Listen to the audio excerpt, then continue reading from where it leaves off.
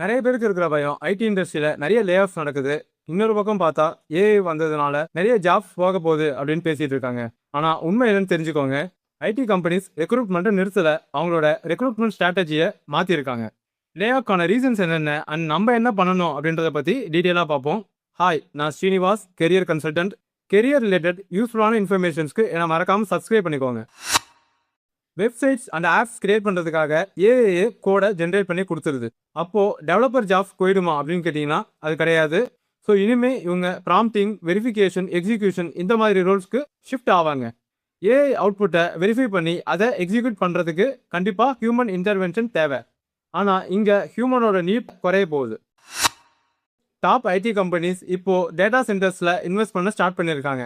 For example, Oracle data சென்டர்ஸில் invest பண்ண plan பண்ணதுனால எம்ப்ளாயிஸை லே ஆஃப் பண்ணி அந்த அமௌண்ட்டை வச்சு இன்வெஸ்ட் பண்ண போகிறதா பிளான் பண்ணியிருக்காங்க. பட் இதில் இன்னொரு விஷயம் இருக்குது. லே ஆஃப் பண்ண most of the jobs AI replaceable jobs. இன்னைக்கு கம்பெனிஸ் எக்ஸ்பெக்ட் பண்ணுறது ஹை டிமாண்ட் ஸ்கில்ஸ். இப்போ இருக்கிற கம்பெனிஸ் ட்ரைனிங்காக அதிக டைம் ஸ்பெண்ட் பண்ணுறது கிடையாது. ஆஸ் சூன் அஸ் பாசிபிள் நம்மளுக்கான டாஸ்க் கொடுத்து ஒர்க் பண்ண ஸ்டார்ட் பண்ண சொல்கிறாங்க. ஸோ அதுக்கேற்ற மாதிரி நம்ம ஸ்கில்ஸை நம்ம டெவலப் பண்ணியிருக்கணும். ஜோவோட கோ-ஃபவுண்டர் குமார் வேம்பு சார் என்ன சொல்றாருன்னா, ஸ்டில் நிறைய ஐடி கம்பெனிஸ்ல ஸ்கில்டு ப்ரொஃபஷனல்ஸ் தேவைப்படுறாங்க. ஆனா அதுக்கான ஸ்கில்ஸ் நம்ம ஸ்டூடெண்ட்ஸ் கிட்ட இல்ல அப்படின்றத மென்ஷன் பண்ணியிருக்காரு. அப்கமிங் இயர்ஸ்ல நிறைய பேசிக் ரோல்ஸ் டிக்ளைன் ஆக போகுது. ஆஸ் வெல் அஸ் நியூவா நிறைய ரோல்ஸ் கிரியேட் ஆக போகுது. வேர்ல்டு எக்கனாமிக் ஃபோரம் ரிப்போர்ட் படி 92 மில்லியன் ஜாப்ஸ் டிக்ளைன் ஆக போகுது. As well as 170 million jobs நியூவா கிரியேட் ஆக போகுது. நித்தி ஆயோக் ரிப்போர்ட் என்ன சொல்லுதுன்னா, manual QA tester, data entry, L1 help desk engineers இந்த மாதிரி ரோல்ஸ்லாம் கண்டிப்பாக டிக்ளைன் ஆக போகுது அப்படின்றத மென்ஷன் பண்ணியிருக்காங்க. அண்ட் ஸ்க்ரீனில் தெரிகிற ரோல்ஸ்லாம் ஃபியூச்சரில் எமர்ஜ் ஆக போகுது. ஒரு சிம்பிள் எக்ஸாம்பிள், அட்மினிஸ்ட்ரேஷன் அண்ட் ரிசப்ஷனிஸ்ட்டுக்கு ஃபியூச்சரில் ரோல்ஸ் டிக்ளைன் ஆக போகுது. என்ன ரீசன்னு சொல்கிறேன். ஃபார் எக்ஸாம்பிள், நம்மளாம் ரயில்வே ஸ்டேஷன், மால்ஸ் இந்த மாதிரி பிளேஸ்க்கு போயிருப்போம். ஸோ இங்கே பார்த்தீங்கன்னா டிக்கெட் புக் பண்ணுறதுக்கு ஒரு மிஷின் ஒன்று வச்சுருப்பாங்க, பார்த்துருப்பீங்க. ஸோ அந்த மிஷின்ஸ்லேயே நம்மளால் பே பண்ணி டிக்கெட் புக் பண்ண முடியும். ஸோ அந்த சிஸ்டம் ரிசப்ஷனுக்கு கொண்டு வர போகிறாங்க.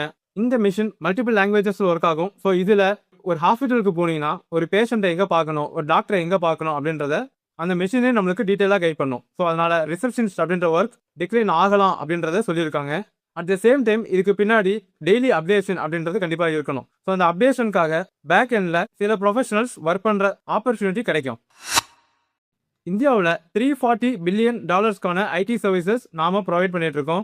ஸோ அந்த அளவுக்கு ஐடி செக்டர் க்ரோ ஆயிருக்கு.